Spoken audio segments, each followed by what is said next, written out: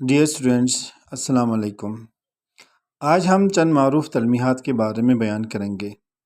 گزشتہ ویڈیوز میں تلمیح کی تعریف اور کچھ تلمیحات کے پس منظر کے بارے میں بتا دیا تھا۔ آج چند معروف تلمیحات کے بارے میں بتا دیں گے۔ تو سب سے پہلے ایک تلمیح ہے بسم اللہ۔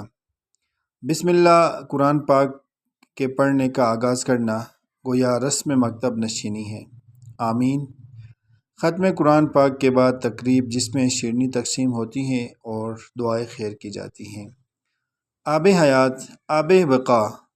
حضرت خضر نے بحر ظلمات میں ایک چشمہ سے آب حیات پیا، جس کے بارے میں کہا جاتا ہے کہ اگر کوئی اس پانی کو پی لے تو ہمیشہ زندہ رہتا ہے۔ یہ مرکب اس کی طرف اشارہ ہے۔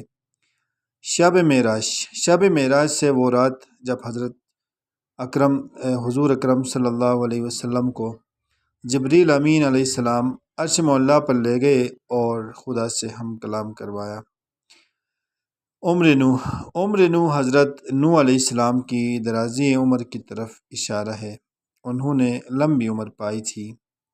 طوفان نوح سے حضرت نوح علیہ السلام کی بددعا کے نتیجے میں جو طوفان آیا اور پوری قوم کو بہا کر لے گیا، جبکہ صرف وہ لوگ بچے جو کشتی نوح علیہ السلام، یعنی وہ کشتی جو نوح علیہ السلام نے بنائی تھی بحکم خدا بندی، اس میں جو سوار تھے وہ۔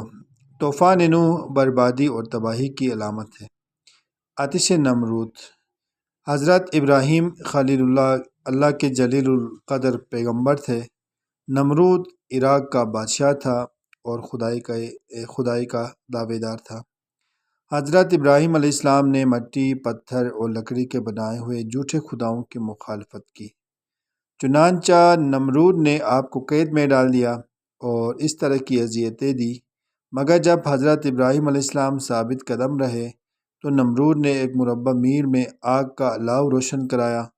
آگ اس قدر تیز اور شدید تھی کہ اس کے اوپر سے پرندے تک نہیں اڑ سکتے تھے، اور تپش سے میلوں دور تک کسی بھی جاندار کا زندہ رہنا محال تھا۔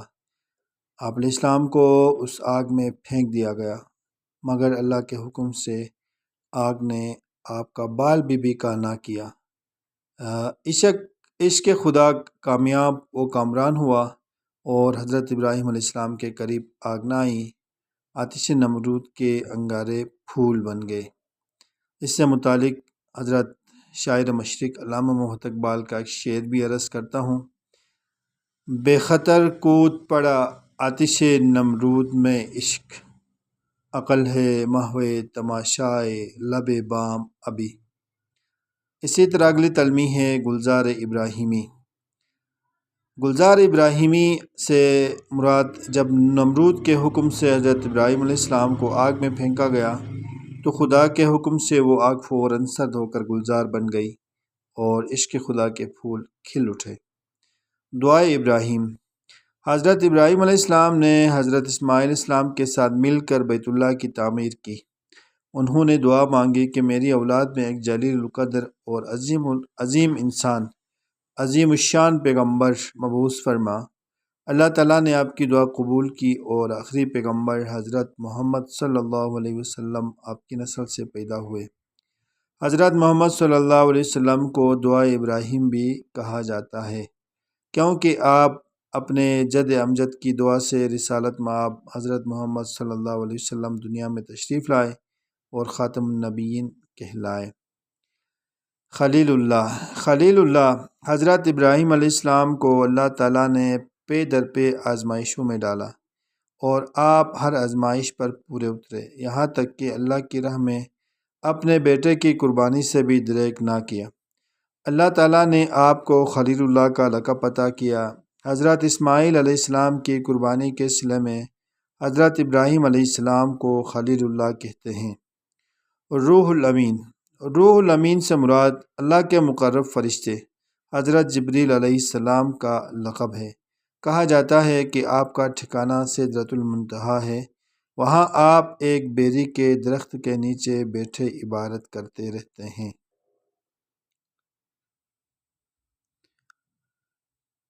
اسی طرح ایک تلمیح ہے ذبح عظیم۔ حضرت ابراہیم علیہ السلام نے خواب دیکھا کہ وہ اپنی سب سے عظیم اور پیاری چیز خدا کی راہ میں قربان کرے۔ آپ نے اس اشارے غیبی پر اپنے بیٹے کو خدا کی راہ میں قربان کرنے کی ٹھان لی۔ آپ نے اپنے بیٹے اسماعیل علیہ السلام سے اس خواب کا تذکرہ کیا۔ فرمامدہ بیٹے نے اپنے باپ کی خواہش پر سر تسلیم خم کر لیا۔ آپ نے اپنے بیٹے کو لٹا کر اس کے گلے پر چھری چلا دی، مگر اللہ تعالیٰ کے حکم سے جنت سے لائے ہوئے ایک مینڈے کی گردن کٹ گئی۔ مسلمان آج بھی اس قربانی کی یاد مناتے ہیں اور 10 تا 12 ذی الحجہ کو قربانی دیتے ہیں۔ مسلمان عالم حج کے موقع پر اور عید قربان پر جانوروں کی قربانی کرتے ہیں۔ یہ تلمی اس ذبح کی یاد دلاتی ہے، اس قربانی کی یاد دلاتی۔ شاہ شہیداں۔ شاہ شہیداں سے مراد حضرت امام حسین رضی اللہ تعالیٰ عنہ 10 محرم 61 ہجری کو کربلا کے میدان بے برگ و گیاہ میں یزید کے حکم سے شہید کر دیے گئے۔ اس واقعے کی مناسبت سے بہت سی تلمیحات اردو میں استعمال ہوئی ہیں، مثلاً شاہ شہیداں، شام غریباں، صبح عاشوراء، ذبح عظیم، شہید اعظم، شہدائے کربلا، شہید وفا، سید الشہداء وغیرہ۔ اورنگ سلیمان ایک تلمیح ہے۔ اورنگ سلیمان سے مراد حضرت سلیمان علیہ السلام خدا کے پیارے نبی تھے۔ آپ کو آب ہوا، جن و بشر، خشک و تر کی بادشاہت ملی ہوئی تھی۔ آپ پرندوں کی بولیاں سمجھتے تھے۔ آپ کا تخت اورنگ ہوا اڑاتی تھی۔ تو اس تلمیح سے اورنگ سلیمان سے مراد یہ تلمیح ہے۔ حسن یوسف۔ حسن یوسف سے حضرت یوسف علیہ السلام حضرت یعقوب علیہ السلام کے بیٹے تھے۔ آپ بہت حسین تھے۔ حضرت یعقوب علیہ السلام آپ کو بہت عزیز رکھتے تھے اور کسی پل بھی آپ کو اپنے سے جدا نہیں کرتے تھے۔ جب حضرت یوسف علیہ السلام مصر لائے گئے تو آپ کے حسن سے متاثر ہو کر عزیز مصر کی بیوی زلیخا نے آپ کو خرید لیا۔ آپ کو ماہ کناں بھی کہا جاتا ہے۔ حضرت یوسف علیہ السلام کی خوبصورتی کے تمام واقعے کو حسن یوسف کہا جاتا ہے۔ برادران یوسف۔ برادران یوسف سے حضرت یوسف علیہ السلام کے 10 سوتیلے بھائی تھے۔ باپ کی محبت و شفقت کا مرکز و محور صرف حضرت یوسف علیہ السلام تھے، چنانچہ یہ حسد کا شکار ہو گئے اور حضرت یوسف علیہ السلام کو بہانے سے لے کر کنویں میں پھینک دیا۔ مطلب پرست لوگوں کے لیے مثال استعمال ہوتی ہے اور برادران یوسف منافقت کے لیے آتا ہے۔ چاہ یوسف۔ چاہ یوسف سے مراد وہ اندھا کنواں ہے جس میں حضرت یوسف علیہ السلام کو بھائیوں نے پھینک دیا تھا۔ اللہ کے حکم سے آپ کو اس کنویں میں کوئی تکلیف نہ پہنچی اور مصر کے ایک تاجر نے آپ کو وہاں سے نکال کر مصر لے جا کر فروخت کر دیا۔ یہ تلمیح حضرت یوسف علیہ السلام کی تنہائی کی علامت کے طور پر استعمال ہوتی ہے۔ گریہ یعقوب۔ گریہ یعقوب سے حضرت یعقوب علیہ السلام کو حضرت یوسف علیہ السلام سے بہت پیار تھا، چنانچہ آپ کی جدائی میں حضرت یعقوب علیہ السلام مسلسل روتے رہے اور آپ کی بینائی جاتی رہی۔ اس گریہ زاری کے لیے نالہ یعقوب یا گریہ یعقوب کی تلمیح استعمال ہوتی ہے۔ پیراہن یوسف۔